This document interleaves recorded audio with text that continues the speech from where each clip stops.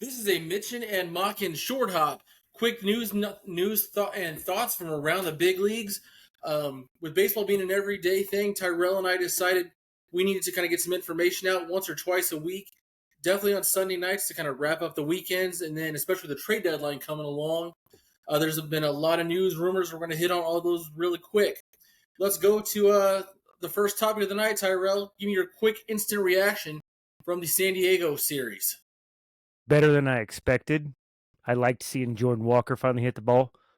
Seemed pretty good. I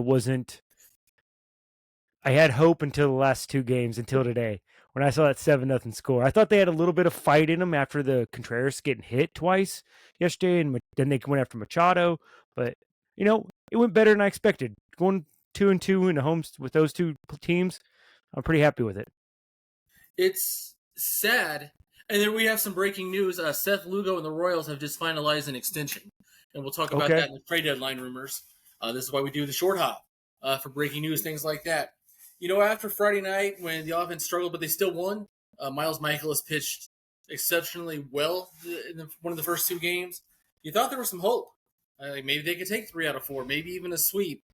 Like you said, there was a lot of fight, especially after kind of the little beanball brawl last night. We kind of went back and forth, and we'll talk about this at the end. Man, I wanted Ollie and Schilt to get into it. That would have been awesome. I would have paid cash money to watch that, but cooler heads prevailed. It reminded me of back in the days of when LaRusso and Dusty Baker used to go at each other and start mouthing each other. I liked it. And the thing about Dusty and LaRusso, there's a ton of respect from each other. And that's what was so great about it.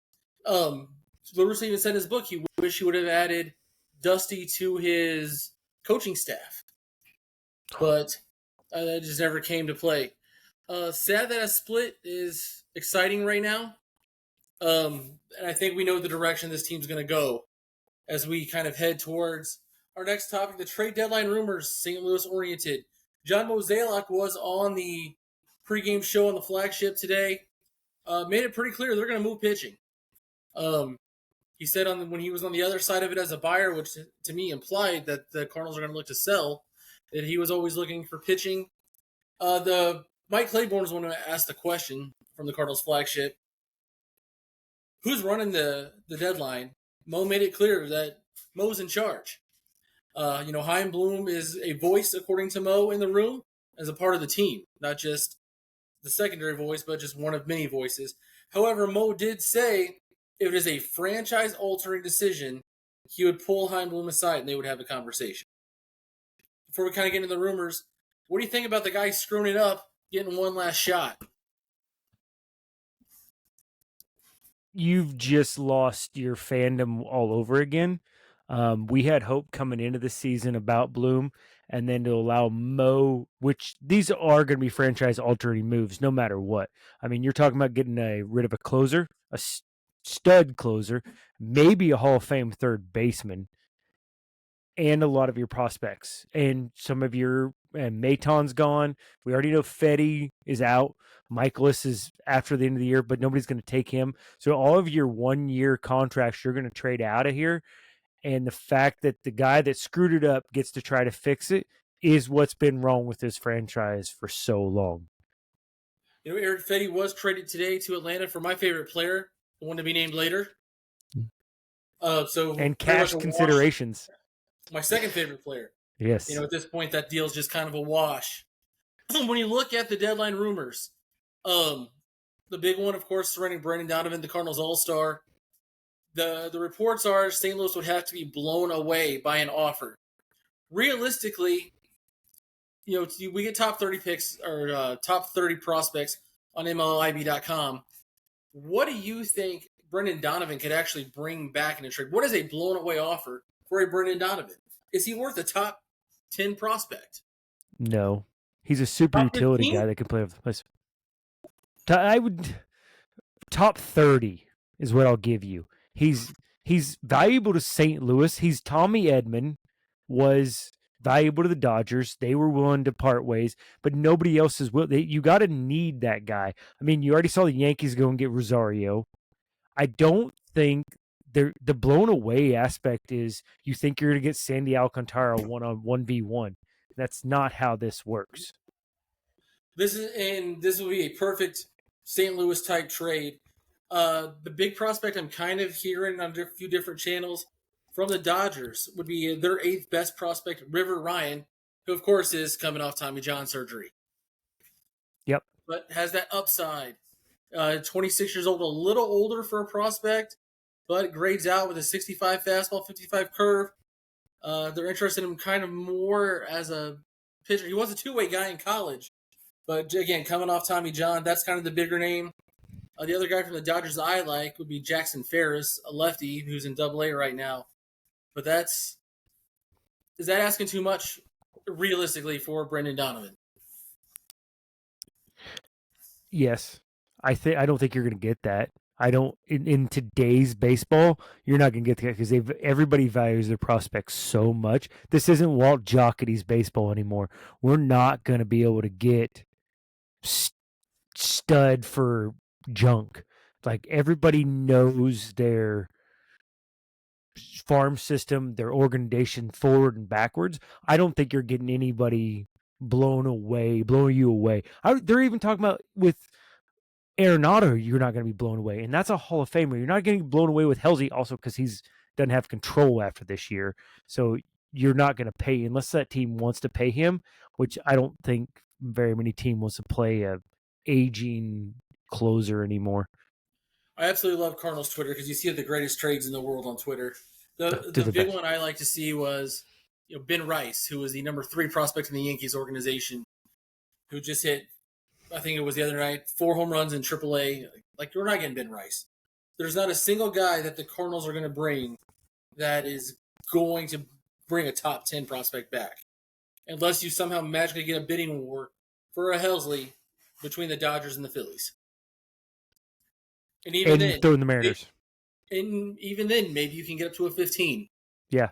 And it's only because the Mariners have, 9 prospects in the top 100. So they have that luxury to trade away some depth, but I don't see anybody else trying to really blow us away. And they're only going to blow away with Helsley. I looked at 4 teams who could be potential dance partners. 2 in the AL, 2 in the NL. The 2 in the AL, the Mariners, like you just mentioned, high prospects. Love to get Brian Wu out of there. The Royals, not super familiar with a lot of their prospects, but they need outfield and left-hand relief pitching. St. Louis has that in Steven Matz and JoJo Ramiro. And then on the NL, the usual suspects, the Phillies and Dodgers, all being fit as far as trade partners go. We kind of talked about this the other day. Tell me if these guys are going to be on the roster Friday. Steven Matz. Yes, I don't think any organization is high on him. They couldn't trade him in the offseason. I know he's had his ups and downs this season. I don't see anybody going for him. So I think he's going to stay on this roster. Probably the second easiest pick in this, Ryan Helsley. He's going to the Mariners. When are we getting back? I was trying to find prospects. A prospect. MLB ready? Yeah, it's going to be prospect bound. I hope MLB ready. I was going through a lot of their prospects list earlier. Everything they've got is what we have depth of. So it kind of doesn't work out the best for us unless you're going for outfield help. But we're gluttonous there still. So I don't know. They do have some good pitching prospects, but are you going to trade some of your best pitching prospects for Ryan Helsley, a rental? 20 years ago they did.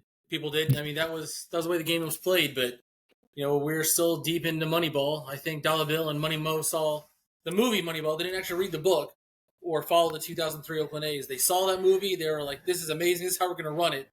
But they forgot that Eric Chavez was on that team. Tejada won the MVP that year. And then 3 dudes named Mulder, Hudson, and Zito were the 3 best pitchers in the American League. And which makes Moneyball look really well.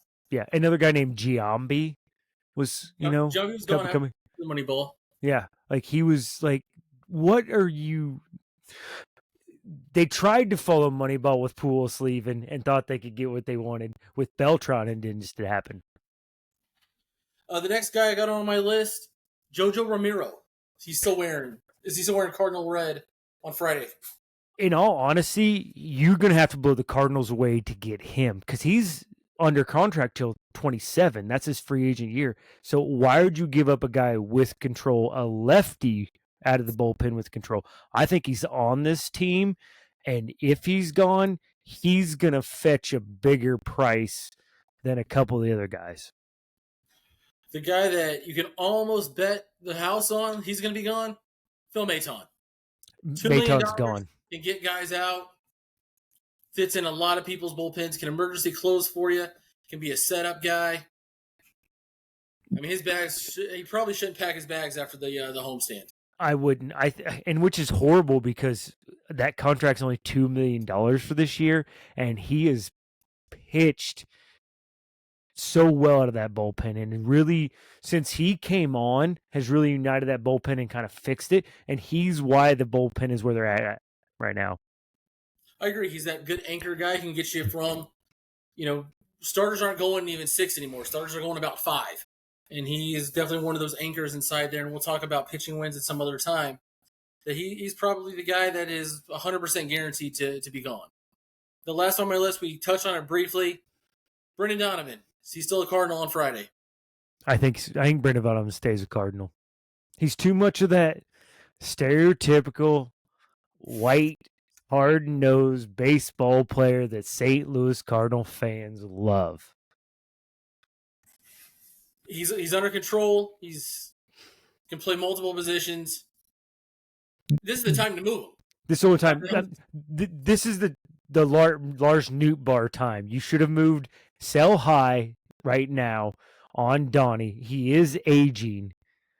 But the fact is, you're going to need a super utility guy because your young guys coming up are going to need breaks. As you can see, Mason Wynn's already having back problems. Gorman, back problems. You're going to need that super utility guy that can play multiple positions and help you out. That Bid Zorbris type guy. You've got a glutton of middle infielders already.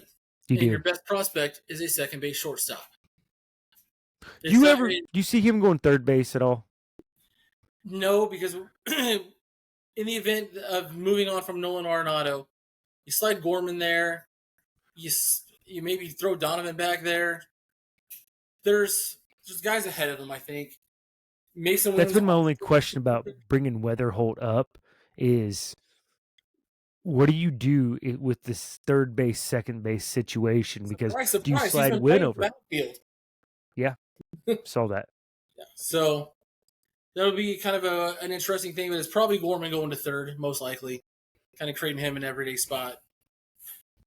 Quickly around the bigs, there's MLBTradeRumors.com is a great website, does awesome kind of combining all the news that's going on. I'm going to give you a couple names real quick.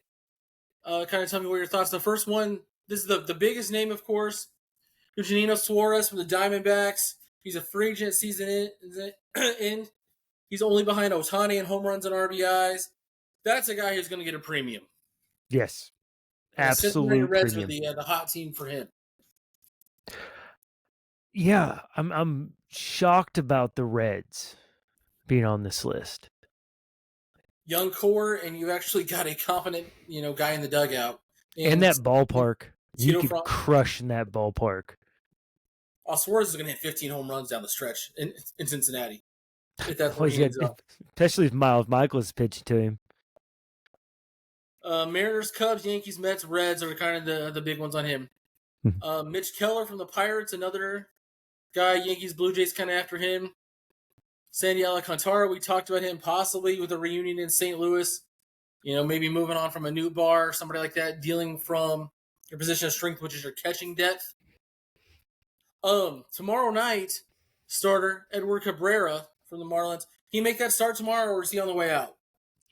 I think he's on the way out more than Sandy is. I think they're going to sell high on Cabrera, but they don't want to sell on Sandy just yet. I don't think. But I don't know, man. Baseball's tough anymore. They want to wait, and really, if you want to make your team, do these before the All-Star break. That's how you really get your core team. Like what the Brewers did a couple years ago, and when got a Willie Adames, totally changed their outcome of that season and went on.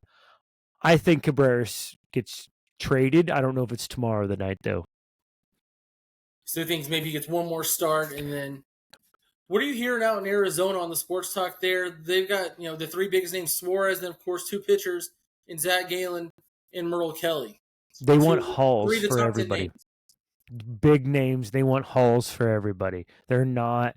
If they're going to rebuild or reboot this, as the Cardinals would say, they want to know that it's going to be quicker than the last time. Is what we're hearing out here. Nobody Merle really wants to Kelly give and Gallen away, Zach though. Gallen, both free agents. So I Yep. mean, you're getting Reynolds, Yes. Yep. but they could slide into a rotation right now and help. Seth Lugo was on the list, but he just signed an extension. The Royals, who are 2 games out of 500, trade for former Cardinal Randall Grichuk yesterday. They signed Lugo. They're making a push that they think they're still in it, even though they're 2 games under 500. That AL Central is always so soft and weak, except for the Detroit's running away from this year. I think the AL wild card can still be grabbed.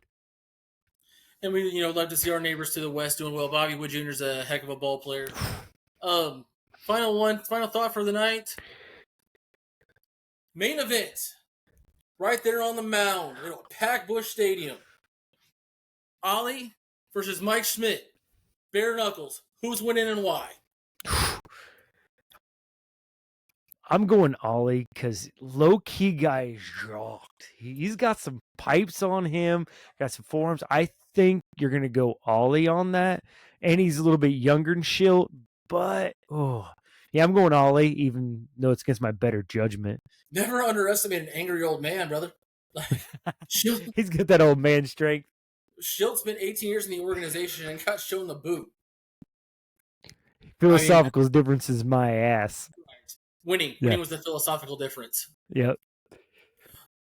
We are probably going to jump on again on Tuesday night, hit one more set of rumors before the big show on Thursday. Cardinals, Marlins this week, and the Marlins are a hot team. 2 out of 3, of course, would be ideal as always, but at this point, with as bad as the offense is and the pitching, an over is possible, as always. And be curious to see when we get together Tuesday night briefly kind of where things have stood around the MLB as far as trades. Sounds good. This has been a Mitch'n and Mauck'n short hop. I'm Mitchell, that's Tyrell. We will see you Tuesday night. See you.